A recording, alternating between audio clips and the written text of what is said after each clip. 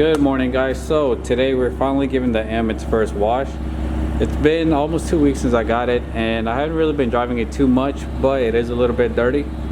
And we're just gonna take it out, run a couple errands, and also we're gonna be swinging by a car meet tonight. Probably won't stay there too long. It's supposed to be cold, I think. I mean, it's 40 degrees now, so I can't imagine later on tonight. So swing by for about 20-30 minutes and then maybe head out. Might end up meeting up with Miguel, grab some boba in between. So this is going to be more of a chill, laid back day, and just kind of doing a random thing.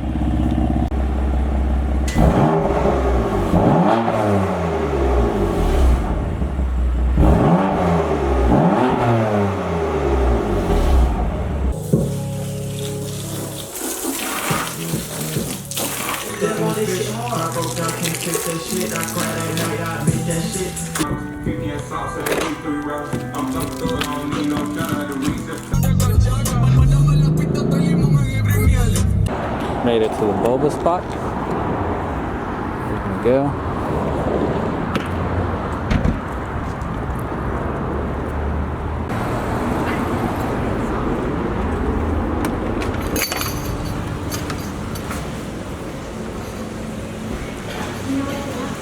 Yeah.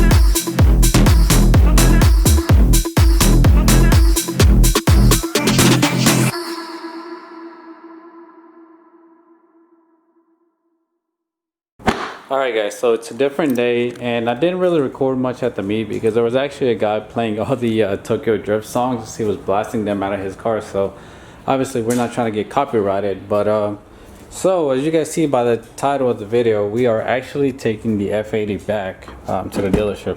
So apparently these cars, I don't know, it's not really every car, but these cars do have an issue where when you start the car on a cold start, after it sits like overnight, you tend to hear like a clunking noise coming out of the engine. I am gonna have to drop it off, let it sit overnight, and I'm gonna see if I can get the noise for you guys.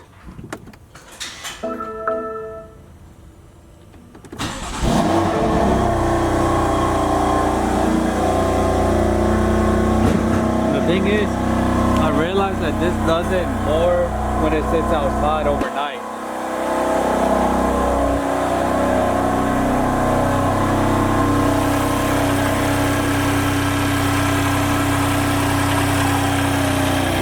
Let the idle drop it down a little bit. Alright, so now you should be able to hear it a little bit.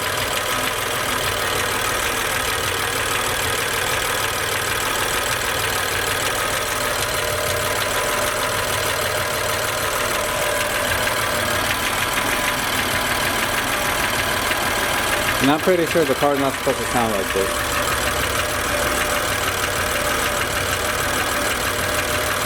The thing is, it only does it when it's cold. So once you warm it up and drive it around, it won't do it again for like the rest of the day. It only does it whenever the car is cold. Alright guys, so here's the new whip, the new loaner. As you guys can see, it's it's a 2021 X5. Right off the bat, you guys can tell the angel eyes are way different than what we're used to seeing. I think that's how all the newer generations are. They're just doing like half of the ring now. Big grill. These actually aren't too bad on the SUVs. Obviously a gloss black would probably look better on these. It's a non-M Sport, but it's still nice. The color is actually, it's gray, but it has more of a blue undertone to it versus mine. X5, X-Drive 40i. You guys know that the newer generations are a lot nicer in the interior. I love the blue lines, even though I have to admit when I first got in it, just because I'm not used to seeing all this, the big screen, the navigation being right on the middle, and then having the digital cluster, it was just a lot of lights going on at first.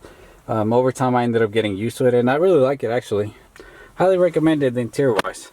I know the exterior is actually a little bit controversial with how they're doing with the angel eyes and the grills. It's not really what we're used to, but it's pretty nice. But anyways, if you guys want me to do a video on this, a review, I will. I don't think I am, but I do want to talk to you guys about what the issue is with the M3. So I only had the car about I want to say maybe 2 weeks. I started noticing a sound, I want to say maybe a week ago. It was a noise that would go away once the car reached a certain temperature. And also it would actually be louder if the temperature outside, if the car sat overnight and it was pretty cold outside, it would actually be louder than if the temperatures were a little higher. So whenever the car sat in the garage, the noise was very faint. And then when the car was outside, it would be a little bit louder. Obviously when the temperatures were colder as well. And the thing is that I never really noticed it when I first got the car, because I would come outside, warm the car up, and go back inside. And the way that the sound works was that you would start the car up, it would sound normal, and then within a few seconds you would start hearing the tapping noise. And by that time I was already inside, so by the time that I would come out, the car would be fully warmed up, and obviously I wouldn't hear nothing. It's one of those noises that you only hear in the morning. So if I drove the car in the morning, parked it for a couple hours during the day, then got back in it and let it warm up a little bit again, I would not hear it. So obviously it took a little while for me to notice it. One of those days I just sat outside in the car while it was warming up, and then that's when I noticed it. So I ended up taking it back to the dealership, and they're actually going to be working on it. They submitted the claim or the report over to BMW North America. They have an idea what it is. Also, I ended up letting them know that, like, the information that I found online. So I think it has to do something with one of the lifters, which they're going to have to go in and take a look at. So obviously it's going to take a little while. I know it's going to be there for the rest of the week. Today's Wednesday. The car's been there since Monday. And they're just kind of waiting on BMW to get back to them. And also they did place an order for a back window, they placed the order, I believe, Monday. And they're waiting on that because I guess the previous owners had the windows tinted. This is just my guess. They probably had the windows tinted and ended up removing the tint before turning the car back in, or unless the dealership took it off. Who knows? But whoever took the tint off didn't do it properly, and some of the defroster lines ended up peeling out. So it's still kind of connected, but it's not working in that little section. So they just went ahead and ordered me a new back window. So I have to wait on that. I think that should be going on this week if all goes well. But yeah, aside from that, it's a great car. Love it. I miss it. I had some content planned for this car, and it just sucks because I'm off for the rest of the month of December. So I was hoping to do content on that car like constantly, just because you guys know I do have a full-time job, and then it's just hard to film content during the week. Just because I do end up having to do other stuff. I'm trying to get back into exercising, so Some of the days, like after work, I end up having to exercise. But anyways, that's beside the point. So yeah, we're at that point right now where I got a feeling that I'm gonna be without the car for the time that I'm off work, and yeah, I'm gonna have to work around my work schedule once I go back. So I do have some videos that, or maybe one or two videos that I can make that I should have done for like a while ago. Some of you guys have been, and I'm still getting questions on the BC coilovers. So I'm gonna do a video on that for you guys, and just to give you guys my personal opinion on that setup, and also what I think of them, and if it's something that you guys might want to consider.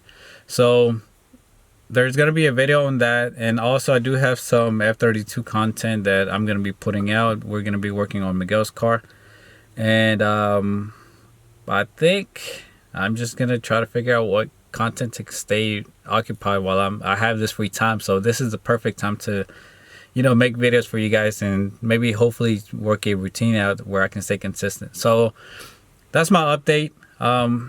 If you made it this far to the video, thank you. I do want to mention again, there is a giveaway video on the video before this one for a carbon fiber spoiler. So go check that out. I'll leave it linked in the description below. But yeah, that's going to do it for today. Thank you guys so much for watching, and I'll see you guys in the next one.